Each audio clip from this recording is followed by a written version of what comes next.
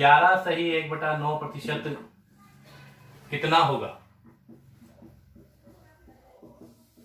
एक सवाल है आपके सामने कि भाई कि 360 का 11/1/9% कितना होगा।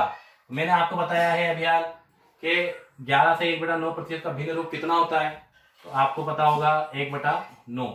तो 360 का 11/1/9% हम डायरेक्ट निकालेंगे। हम उस प्रोसेस से नहीं चलेंगे कि पहले इसको साधारण भिन्न में बदलेंगे, फिर इसमें गुणा करेंगे, 100 का भाग देंगे, बहुत लंबा समय हो जाएगा। तो हमको कुछ नहीं करना है, हमें डायरेक्ट 360 इंटू 1/9 करना है। ठीक है, 9 चौक 36 और इसका आ जाएगा 40 आंसर। तो 360 का 11/1/9 कितना प्रतिशत होगा, तो इसका आंसर आपने तुरंत कुछ ही सेकंड में 40% निकाल दिया है। ठीक है, अगला क्वेश्चन देखें।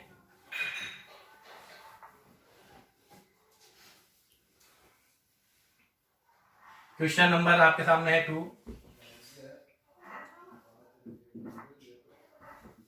840 का 35% एक संख्या से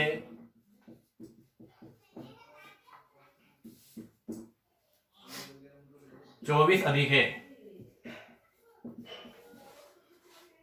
इस संख्या का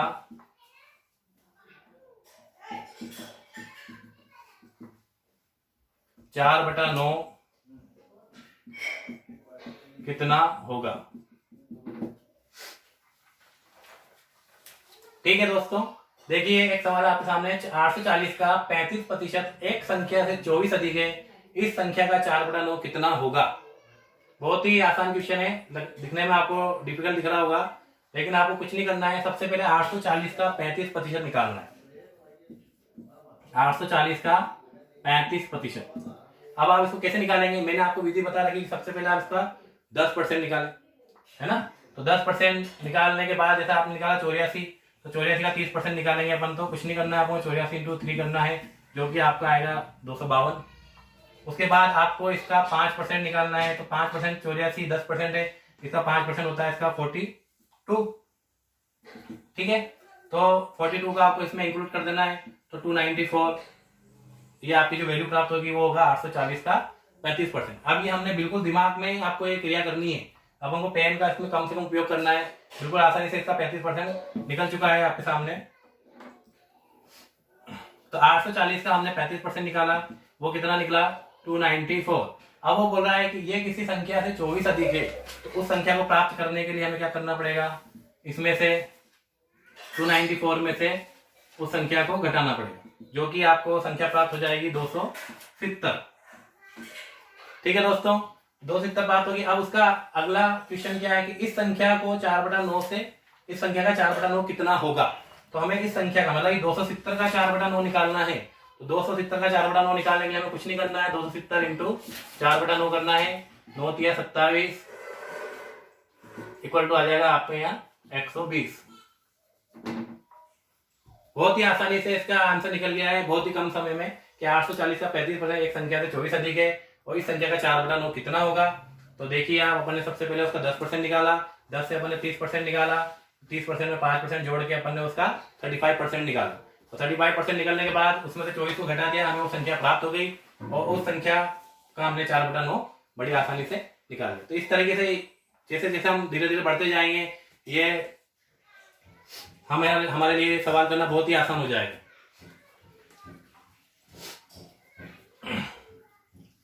ठीक है दोस्तों, इसका स्क्रीनशॉट लेना ले लें।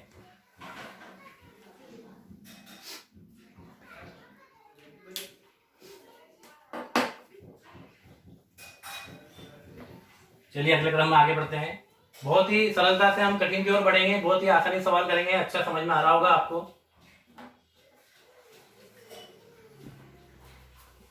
देखिए अगला सवाल बहुत ही आसान है।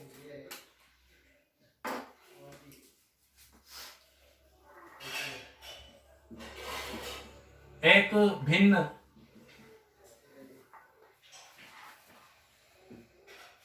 के हर में 12% की कमी व अंश में 10% की वृद्धि करने पर नया भिन्न 15/4 बनता है। पुराना भिन्न क्या होगा?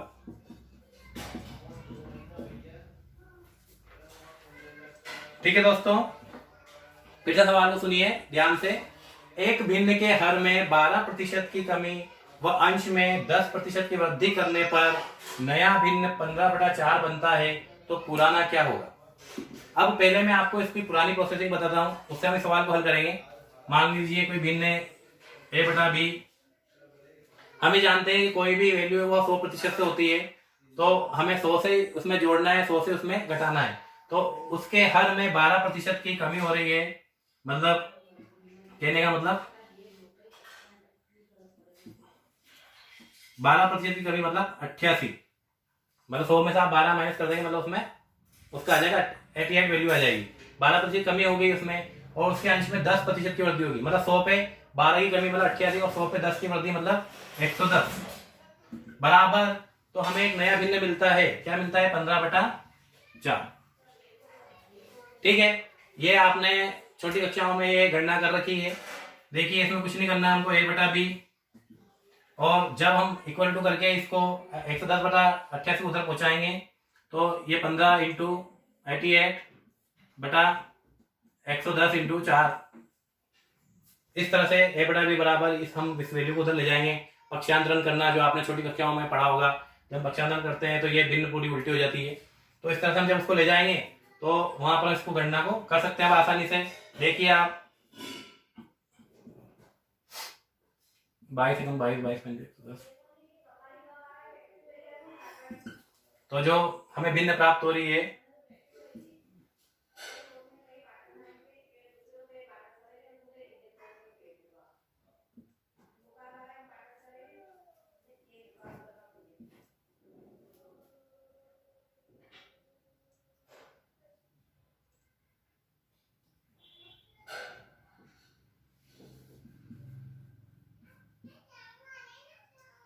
तो जो भिन्न हमें प्राप्त होगी होगी 3/1।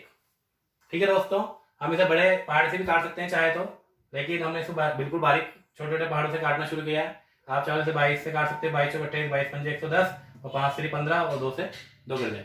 लेकिन हमें इसे बिल्कुल छोटे छोटे पहाड़ों से काटना है, तो ये भिन्न हमें प्राप्त होगी 3/1। ये तो थी हमारी पुरानी प्रोसेसिंग जिससे हम सवाल को हल करते हैं। लेकिन अब नए ट्रेंड में हमको सवाल को हल करना है, कम समय में हल करना है। तो आपको एक बात याद रखनी पड़ेगी, बहुत ही इजी सी बात है कि कुछ नहीं करना है। जब इस प्रकार का कोई सवाल आता है और जब इस तरह से बोला जाता है कि उसके हर में 12% की कमी और अंश में 10% की वृद्धि कर दी जाती है, या अंश में 10% कमी और हर में 12% की वृद्धि कर दी जाती है, किसी भी तरह से सवाल को घुमा फिरा के यदि दिया जाता है, तो आपको कुछ नहीं करना है, उसका उल्टा करना है। जो वो कहता है आपको उसका उल्टा करना है। यदि वो कह रहा है कि आपको उसके हर में 12% की कमी करनी है, तो आप उसके अंश में 12% की कमी कर दो, तो क्या हो जाएगा आपका 88। और यदि वो आपको कहता है उसके अंश में 10% की वृद्धि करनी है, तो आपको उसके हर में 10% की वृद्धि कर देनी, मतलब कि 110। और जो भिन्न आपको दी गई, जो नया भिन्न है, उससे आपको उसको मल्टीप्लाई कर देना है 15/4। देखिए आप, ये वाला रूप उसका यहाँ पर हमें प्राप्त हो गया है। डायरेक्ट हमें वो वाला रूप जो हमने यहाँ प्रोसेसिंग करके यहाँ तक आए थे, वो हमें वहां डायरेक्ट प्राप्त हो गया है। और जब आप इसको काटेंगे तो आपका जो भिन्न रूप आएगा वो आएगा 3/1। कितने आसानी से हमने सवाल को कर दिया एक झटके में, जबकि हमको यहाँ इस सवाल को करने में कितना समय लगा, और वहां हमने कुछ ही सेकंड में सवाल को हल कर दिया। तो इसी तरह से इसी ट्रिक कर करके हम आसानी से सवाल को करेंगे, हमारा समय बचाएंगे। इसका स्क्रीनशॉट ले लीजिए। घर पे हम ज्यादा से ज्यादा प्रैक्टिस करें, क्योंकि गणित का नियम है कि practice makes the man perfect. जो जितना अभ्यास करेगा उतना ही सीखेगा। एक दो सवाल करने से व्यक्ति गणित नहीं सीख सकता। इसलिए आप घर पर जो भी आपके पास बुक्स है उनमें से क्वेश्चन लीजिए, उनको हल करिए, इस पैटर्न के क्वेश्चनों को हल करिए। और कोई भी समस्या आती है तो आप हमें हमारे इस नंबर पर मैसेज कर सकते हैं।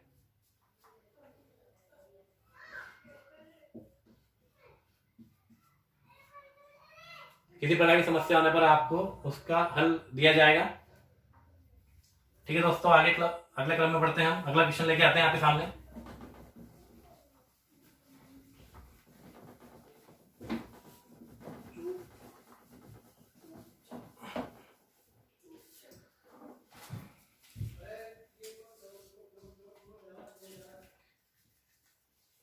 देखिए क्वेश्चन, एक परीक्षा में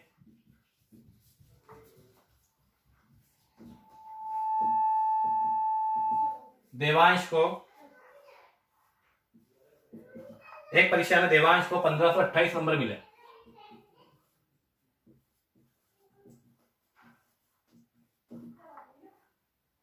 और वह 122 अंक से फेल हो गया।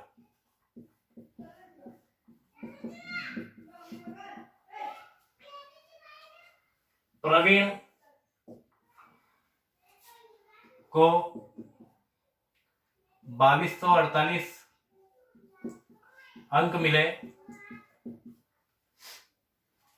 और उसे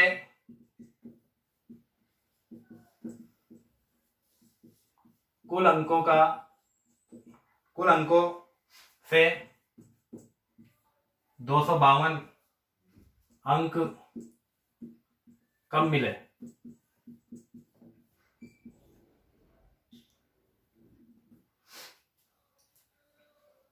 तो न्यूनतम प्रतिशत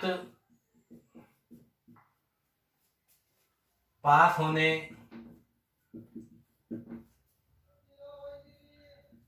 के लिए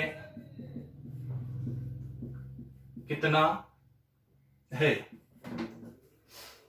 देखिए दोस्तों, सवाल को ध्यान से पढ़िए। एक परीक्षा में देवांश को 1528 नंबर मिले और वह 122 अंक से फेल हो गया। प्रवीण को 2248 अंक मिले और उसे कुल अंक में से 252 अंक कम मिले। तो न्यूनतम प्रतिशत पास होने के लिए कितना है, मतलब ये पूछ रहा है कि न्यूनतम प्रतिशत पास होने का कितना है। बहुत ही इजी क्वेश्चन है, आपको बहुत बड़ा रहा है लेकिन बहुत ही शॉर्ट ट्रिक से हो जाएगा। देखिए, सबसे पहले देवांश को कितने अंक मिले हैं? 1528 और वो पास होने के लिए कितने अंक से रह गया? 122। मतलब कि पास होने का जो वैल्यू है वो कितनी है?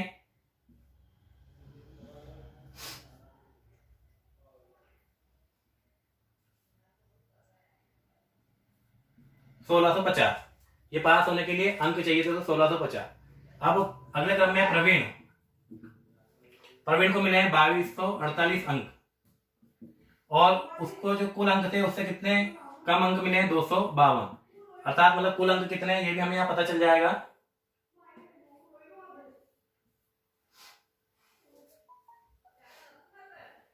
2500। ठीक है, अब हमें अगले ये दो चीज पता चल गई कि भाई उसको मिले हैं पास होने के लिए कुल अंक लाने थे 1650 और टोटल अंक थे 2500। अब वो हमसे पूछ रहा है कि पास होने के न्यूनतम प्रतिशत कितना होगा? पास होने के लिए न्यूनतम प्रतिशत कितना होगा? तो दोनों वैल्यू हमको यहाँ दे रखी है, हमको सिर्फ इसका परसेंटेज निकालना है।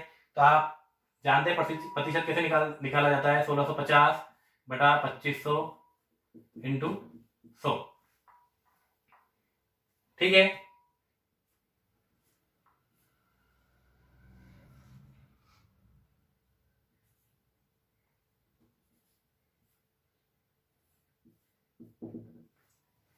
तो दोस्तों न्यूनतम प्रतिशत जो हमारा आंसर है वो आएगा 66%। मतलब पास होने का जो न्यूनतम प्रतिशत था वो था 66%। ठीक है दोस्तों, बहुत ही आसानी से, कुछ नहीं करना है। पहले दोनों का कम अंक जो पास होने के लिए अंक चाहिए वो निकालने हैं और कुल अंक प्राप्त करने के लिए हमें जितने अंक शेष रहे थे प्रवीण के उतने अंक उसमें जोड़ने हैं। तो हमें प्राप्त हो गया 2500 और 2500 1650 बटा 2500 इंटू 100 करके हमको न्यूनतम प्रतिशत अंक प्राप्त हो जाएगा। ठीक है दोस्तों, इसका स्क्रीनशॉट ले लीजिए।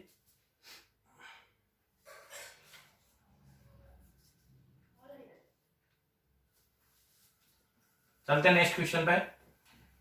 क्वेश्चन को हल करने से ये कि हमें वो चीज पसंद बहुत ही आसानी से समझ में आ जाएगी जो हम पढ़ना चाह रहे हैं। इसलिए हम आपको यहाँ पे हाथों हाथ क्वेश्चन भी करा रहे हैं ताकि इसमें आपको किसी प्रकार का डाउट नहीं रहे और आप इसे संबंधित घर पर क्वेश्चन करें, जिससे आपको इसमें अच्छी प्रैक्टिस हो जाएगी और आप कम से कम समय में गणना करने की कोशिश करें।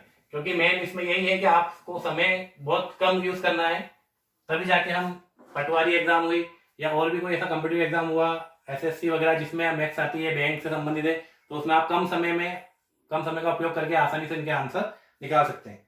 अगला क्वेश्चन है, जो लास्ट क्वेश्चन है ये बता रहा हूं मैं आपको। तीन संख्या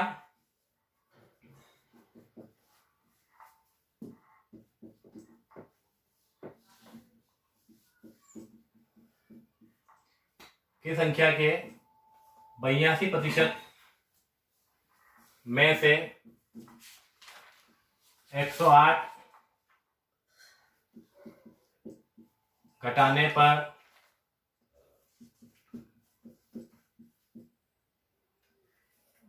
उस संख्या का 74% प्राप्त होता है।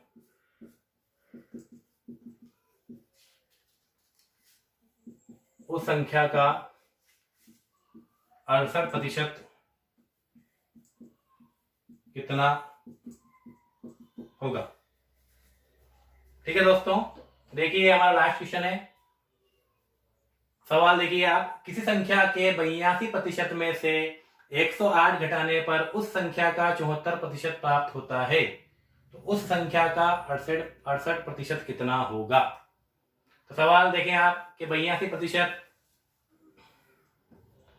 में से कितना 108 घटाना है आपको, तो हमें क्या प्राप्त हो रहा है, 74%।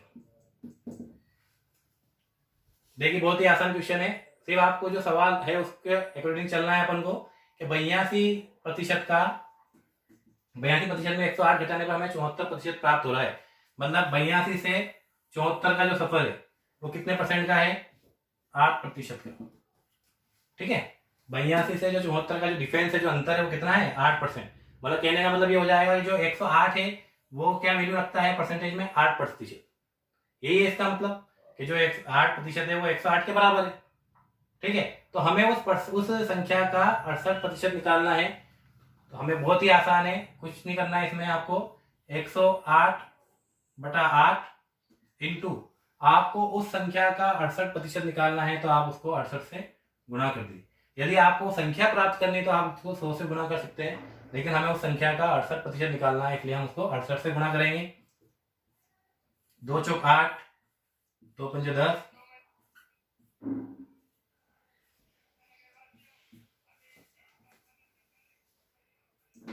ठीक है दोस्तों, जब आप इसको गुणा करेंगे तो आपका आंसर आ जाएगा। यहाँ इसको गुणा करके देख लेते हैं।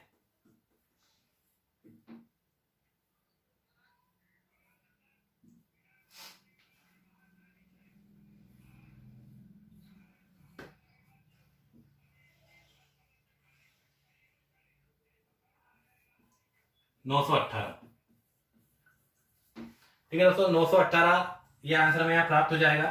तो बहुत ही इजी क्वेश्चन है कि संख्या के 82% में से 108 घटाने पर संख्या का 74% प्राप्त होता है, तो संख्या का 68% कितना होगा। तो ये आपके सामने संख्या आ गई। हमें कुछ नहीं करना है, हमें ये निकालना है कि 82 से 74 का सफर कितना है, 8% का। तो 108 की वैल्यू कितनी हो गई, 8%। तो 108/8, और जितना हमको निकालना है 68% या 100%, हमें उस वैल्यू को यहाँ पुट करना है और उससे उसको मल्टीप्लाई करना है। तो आपके सामने आपका आंसर प्राप्त हो जाएगा। तो इसी के साथ आज की हमारी जो क्लासेस है यही समाप्त होती है दोस्तों। आप इस में जो भी पढ़ाया गया उसको एक बार फिर से देखें और इससे संबंधित क्वेश्चनों को हल करें, और अगले क्रम में हम इससे आगे के स्तर पर पहुंचेंगे, सरलता से कठिन की ओर जाएंगे। पूरी कोशिश रहेगी आपको बहुत ही आसानी से हम समझाएं। नमस्कार, धन्यवाद। यदि आपने अब तक हमारे चैनल को सब्सक्राइब नहीं किया है तो सब्सक्राइब कीजिए हमारे चैनल को और बेल आइकन की घंटी को दबाना न भूलिए।